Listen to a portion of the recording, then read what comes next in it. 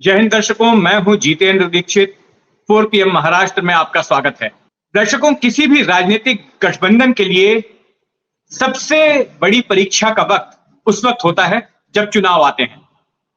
चुनाव से पहले घटक दलों के बीच सीट बंटवारे को लेकर जो प्रक्रिया होती है, उसमें तमाम पार्टियां काफी खींचतान करती हैं। हर पार्टी चाहती है कि उसे ज्यादा से ज्यादा सीटों पर चुनाव लड़ने का मौका मिले और मनचाही सीटों पर चुनाव लड़ने का मौका मिले, ऐसी सीटों पर जहां उस पार्टी को लगता है कि उसके जीतने की ज्यादा उम्मीद है।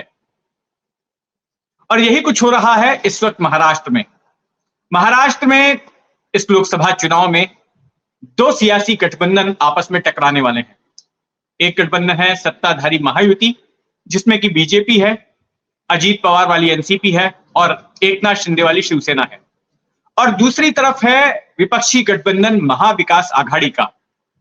इस विपक्षी गठबंधन में कांग्रेस पार्टी इस वक्त सबसे बड़ी पार्टी है, फिर उद्धव ठाकरे वाली शिवसेना है और शरद पवार वाली एनसीपी है।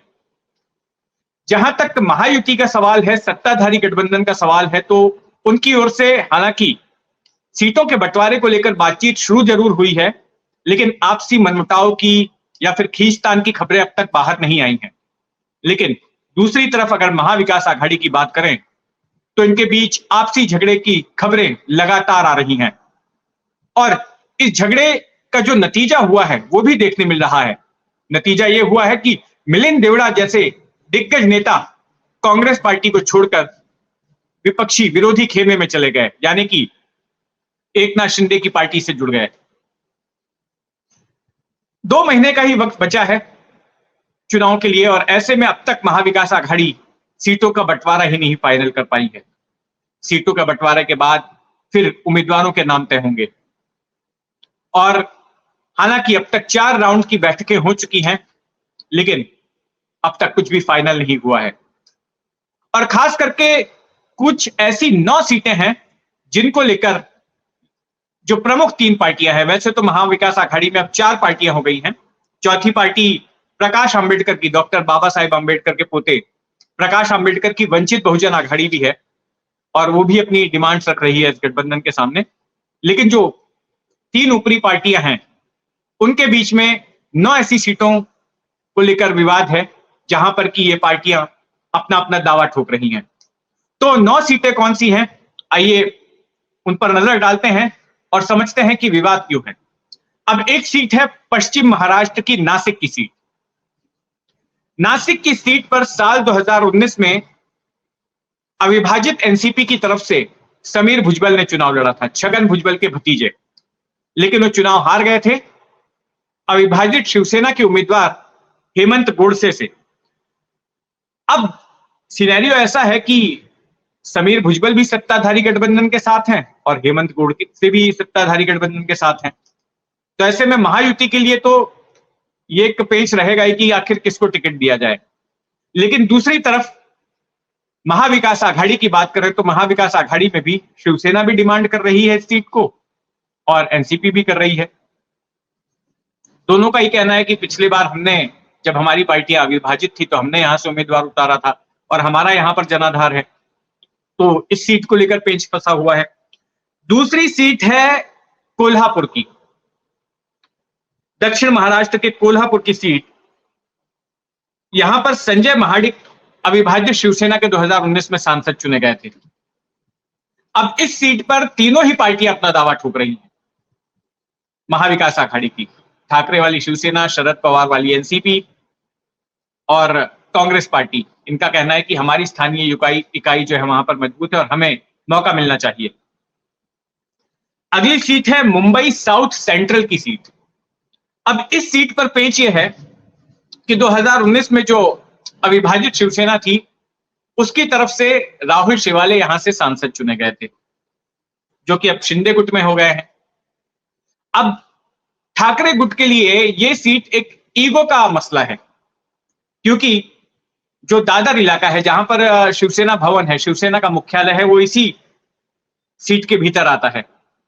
तो शिवसेना यहां से चुनाव लड़ना चाहती है। लेकिन दूसरी तरफ इसी सीट में धारावी की बस्ती भी आती है और धारावी से वर्षा गायकवाड़ हैं विधायक, कांग्रेस पार्टी की, वो चुनाव लड़ना चाहती हैं इस सीट से, क्योंकि 2019 में उनके पिता भी यहां से चुनाव लड़ चुके थे, एकनाथ गायकवाड़। तो कांग्रेस का कहना है कि हमारी यहां पर अच्छी पकड़ है और हम ये सीट जीत सकते हैं।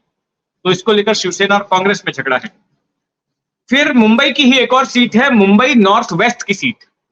अब मुंबई नॉर्थ वेस्ट की सीट पर फिलहाल गजानन कीर्तिकर हैं, जो कि शिंदे गुट की तरफ चले गए हैं। 2019 में उन्होंने चुनाव जीता था और उनके सामने संजय निरुपम ने चुनाव लड़ा था। अब संजय निरुपम का कहना है कि ये सीट कांग्रेस को मिलनी चाहिए, मैं यहां से फिर चुनाव लड़ना चाहता हूं। लेकिन शिवसेना भी इस सीट पर दावा कर रही है और गजानन कीर्तिकर के बेटे अमोल कीर्तिकर को यहां से टिकट देना चाहती है। बड़ा दिलचस्प मामला है ये, पिता एक पार्टी में, बेटा दूसरी पार्टी में। तो अगर ऐसा हो जाता है तो बाप बेटे एक दूसरे के खिलाफ चुनाव में खड़े होंगे। तो इस सीट को लेकर झगड़ा है। फिर पुणे की सीट है। पुणे की सीट पर फिलहाल बीजेपी के गिरीश बापट सांसद थे, 2019 में वो चुने गए थे।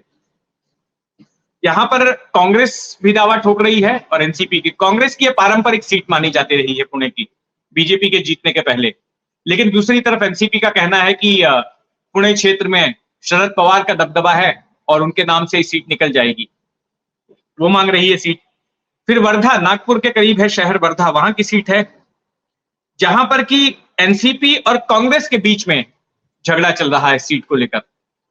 कांग्रेस ने 2 बार इस सीट से चुनाव लड़ा, लेकिन दोनों बार हार हुई। अब एनसीपी का कहना है कि हमारी वहां पर इकाई मजबूत हो गई है, इस बार हम वहां से चुनाव लड़ेंगे। तो इस सीट को लेकर, विदर्भ की सीट है, इसको लेकर झगड़ा हुआ है। भंडारा गोंदिया, इस सीट से नाना पटोले चुनाव लड़ना चाहते हैं, महाराष्ट्र कांग्रेस के प्रमुख।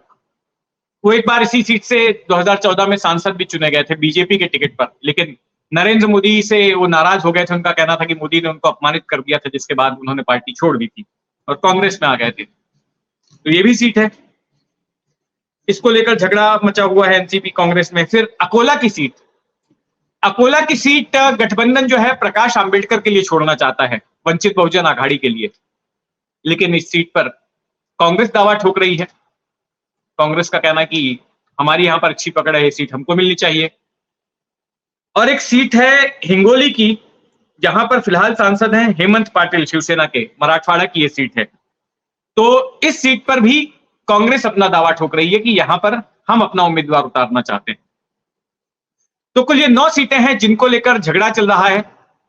उम्मीद की जा रही है कि आने वाले हफ्ते में सभी घटक दलों के महाविकास आघाड़ी के आला नेता बैठेंगे एक साथ और हो सकता है कि कोई फॉर्मूला मिलकर तैयार हो। तो जो भी होगा उस पर हमारी नजर बनी रहेगी। आप भी अपनी नजर बनाए रखें 4 PM महाराष्ट्र पर, और अगर आपने अब तक इस चैनल को सब्सक्राइब नहीं किया है तो सब्सक्राइब कर लें।